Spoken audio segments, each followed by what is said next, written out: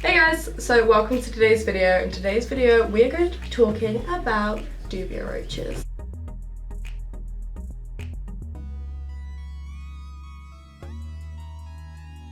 Dubia roaches originally are found in South and Central America. Now, the best part about Dubia roaches for reptile keepers like me is how easy it is to breed them. Dubia roaches are so high in protein, making them good for most animals. So this is kind of like our staple diet, and then we'll mix it up by throwing in some locusts, or obviously with the monitor lizards, they have their frozen food. Snakes obviously don't get roaches, for example. So let's get into what setup we have and how we breed them, and then we'll go into feeding some of my pets some roaches so you can see how they eat them. This is what we keep our roaches in. This is a giant tub. I believe it's a 50 by 60 by 40.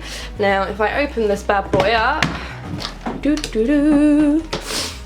you will see loads of roaches.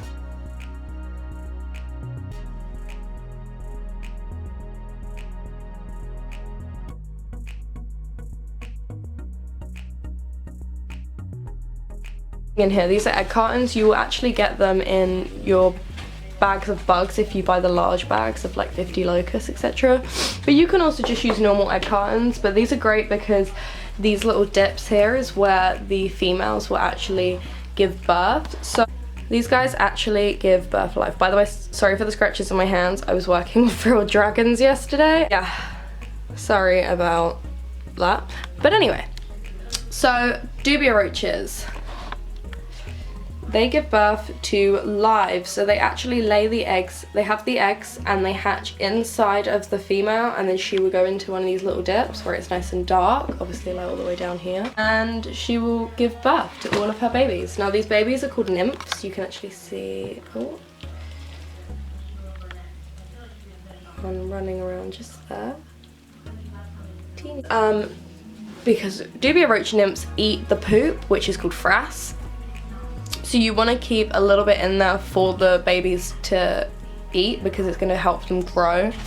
Now, that being said, people can actually be allergic to the frass or the poop, like me, who has eczema. So I would say to wear gloves when you're working with these, but for the sake of this video, I'm not. Okay, so I've zoomed in a little bit because I'm going to quickly show you the difference between a male and a female Dubia roach. So in my hands, I have a male Dubia roach and a female Dubia roach. So I'm going to quickly show you if it's going to focus. Males have these wings. I'm actually having to hold on to it so it stays still. In order for Dubia roaches to breed, they must be kept between 90 and 95, 96 Fahrenheit. Sorry, I know I'm British, but I use Fahrenheit when I work with reptiles. So the best part about Dubia roaches, if they get out, especially in the UK, they are not going to be able to breed. They'll probably survive because they're very well adapted, but they're not going to breed and infest your house because they have to have very specific temperatures.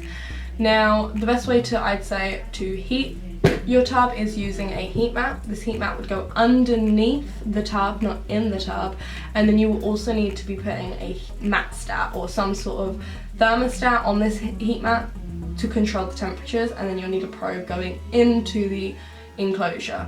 Now, loads of people think that thermostats are unnecessary for heat mats or heating. No, it's not true. If you plug a heat mat into the wall, it's just gonna turn on, and it's gonna get hotter and hotter and hotter and hotter and hotter. That's it. It will not stop until you turn it off.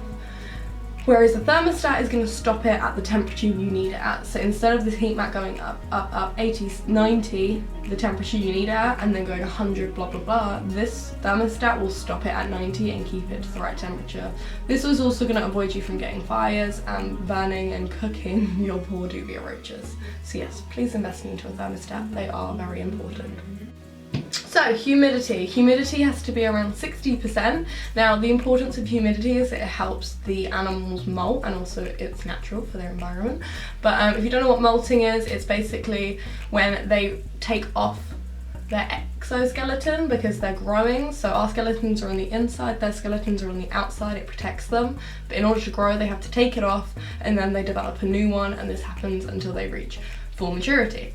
Now when they do this, they turn into these little white soft nymphs. I avoid touching them because they're very delicate at this point, but yeah, if you see any little white ones, it's just a molted roach. Next up is food. What are you gonna feed them? The best food for roaches is oranges. They breed so well when you feed them oranges. You can also feed them other things that you'd feed your reptiles, like watercress, rocket, spring greens. All of this is also going to give the roaches water from the food, but it helps them grow.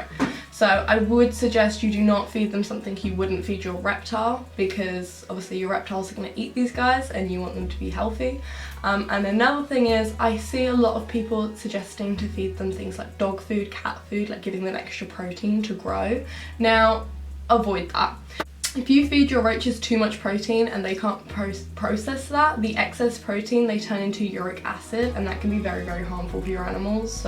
So yeah, just avoid feeding your roaches like cat food and dog food. It's just really unnecessary, and again, it could potentially harm your pets. Let's get on to feeding. I'm going to quickly grab some food for the roaches, and then we're going to feed some of my animals. I've got a couple of different species we're going to feed, so you can kind of see the variety of animals that can live off of roaches, and why it's such a good idea to have them or breed them if you are a reptile owner.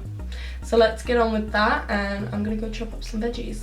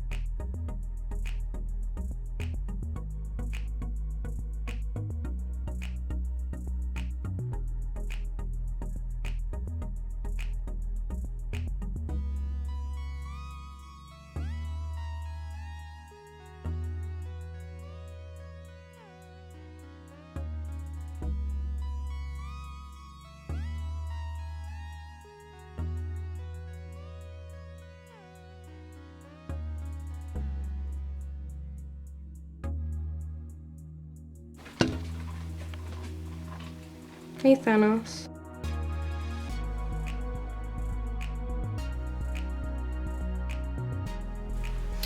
Okay, so I'm actually ending this video in the animal room where we have all the monitors. It's a complete mess, that's why you haven't seen it yet. But yeah, I hope you guys enjoyed this video. I don't know if it's kind of failed because most of my animals wouldn't eat the roaches in this video. But if you guys would like to see a feeding all my pets roaches, or even like a feeding all my pets video, please let me know, because I can do it. I just wasn't prepared to do it today, so I think it's like something I have to plan and have some thread and probably a tripod because I still don't have one. So yeah, hope you guys enjoyed the video. I hope it still helped you learn about breeding and keeping Dubia roaches, but if you want to see my animals actually eating them, please let me know and I will make that video. But yeah, I hope you guys have a good day. Like, comment and subscribe. And are you trying to bite me? I'll see you next time. This boy, my hand was here whilst I was resting. I don't know if he's gonna do it now, but he tried to bite me.